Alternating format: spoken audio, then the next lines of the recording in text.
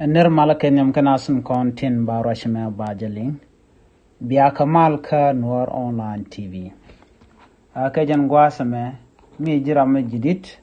Gor no jin bi subscribe ka nuer online TV. Ka gor ben wo jin bi notification bell bi jetwany. Ko bi lertin kontin ba nunka ka nuer online TV bi kan chwamala shupkaji. An wale a shanga jan dangri badak ka paidyok ron kina daro jan dangri dungwan. En ler balinga jan gwasame shala di nene.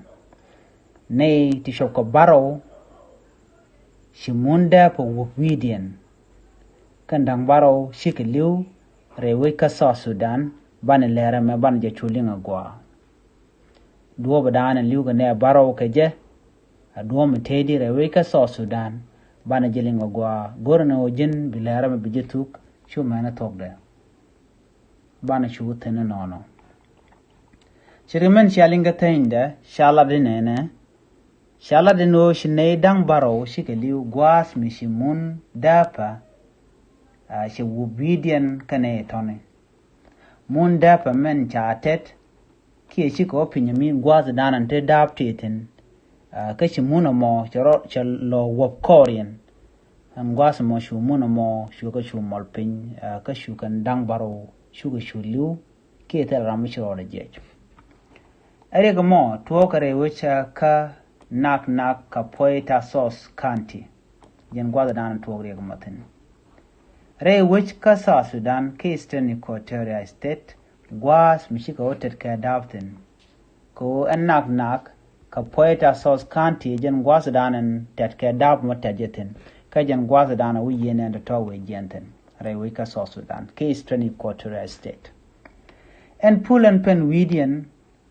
ki pull nan wana pen men wumun we na we pintin chala den ojen bara ki lunga long en lunga namo jen teke mitri to chop ko badak a waka mitri chop ko bangwan ke lunga a wopin a lo jen lunga long ki jen pull medin mun long la na da wutin ko be ken mun da panamo be ken otet yo mi ci to tede be ken mun be ken kamete ko na terar ba mun ma baje kulo nan ba dabdan cha jikten ba kulo gor kane to chala dano a shangan nyam ka ko bika wa quicken gwas danan latke dabten ki quicken gwas monne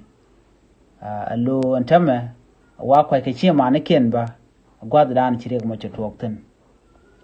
ko pul jen long long ki tar dom de ga lane to kan panken kan ka longa kamrar shimun ka shu wopten shala da no bume long no ba panken ba kamra ka dum do kwai kane da to tin kontin shidap ka peneka ki mun dap ka kanak charo de mashajalat shala da no che jan shangan nyam no bna bi ka liu ke bu mun ba pen wi nat gwal dap ka namo wa me tar chi ne ri shop karau chi ye ken chi ka kon jen ka jana mo ki ne to wan ba ka jen kwi dap ka namo kon dap la na utin bna woni pinda ba je kula we tedin wini mi chaje tedi yo ba men la munde ki munde ko baje nang baje kula ola ki baje mo ke piu ko bda ba kula joj kane den kon tek ke jetin te pinya mi kane den kon tin tuje long ko mi mun che pen wiran ke che bu biran che to bramo mo beliu ter dob do dien me de rande teke je kake ename en gwad danan chapul jaje teten je la chule la na wu pinya mi ne ka da ne ke tin chalka batari ni batari mo bije kulo do pin mi ke lambar ko bi pin bije kulo gwit ena me jere ga dan shor la no shine sho go baro shi ga lieutenant gwadap ko namo kan gwadam ne lieutenant ko mishi mun chawo widu shibile tek namo jere ga dan je kan tama ne tin kontin wada wajin no gwadana tet ke jetin ajen le dan de linga jan gwasame shirgamen shalinga nono en wo ne dang baro shike liu ko shu munche widian biya chu ngaji nono ade luga ma da ruga ne tialen ko ken chitkamen te Ethiopia rewi ki Ethiopia gwas rewi jin chalka so sa jen te ka dab anda bo mo jen la wubo winad ba ada wuko kane de wana kan lon kan war shi go rewi jin bini ko bukan dab kan otet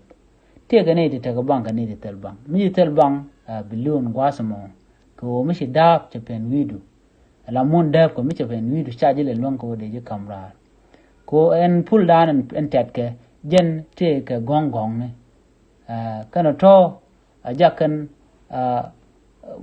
ran ko che de mal barar mi che te rek mi che to ko mi mun mi che ubiran an gwaza mi be yiran be cho kap bran beliu na me akel me de ne dial kontin la wo wotet ke dab de ga jogono yen tie de rodun ko me wo mun dab we pen widu gwat mi tipi nyami che tok shibiletik na me jen le dande ko linga jen gwas me nyoga je kana san ko ken tin kon tin ngai ke dab no dab naga na ki ngum to ga dab kwad dan tet jeten aje le dande ko linga jen gwas me gor no jen bi jen nyoga na san ko ken ka ku subscribe kan nuer online tv channel ko bleren kon ba non ke bi kan chwa mala shu ke ji ka pet aje le dande ko linga jen gwas me biata kamal bye bye